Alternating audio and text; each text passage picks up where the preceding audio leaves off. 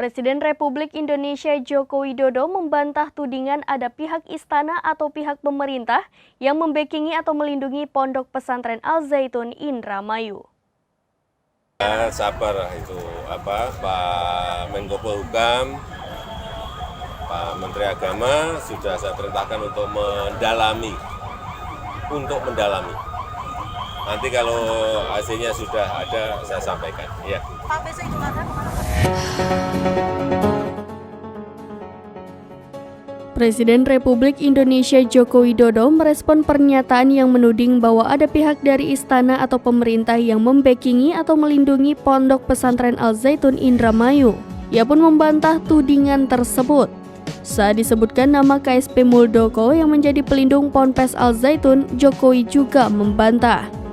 Jokowi lebih lanjut mengatakan kepada publik untuk bersabar menunggu kajian dari para menteri terkait.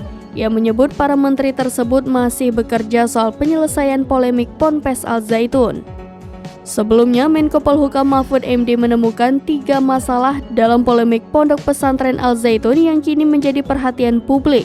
Hal ini setelah Gubernur Jawa Barat Ridwan Kamil melakukan perkembangan investigasi tim lapangan kepada Mahfud MD di kantor Kemenko Polhukam pada Sabtu 24 Juni 2023. Mahfud mengatakan masalah pertama adalah terdapat dugaan unsur pidana terhadap perorangan dalam polemik Ponpes tersebut.